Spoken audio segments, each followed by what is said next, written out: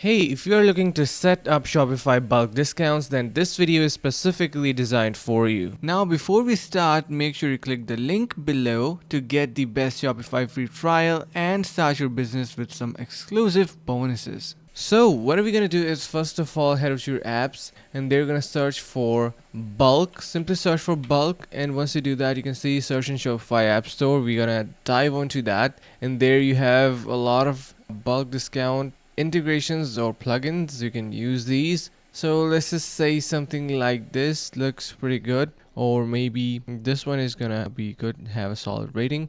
Once you install this particular application, you will be able to have this bulk products with discount possibilities.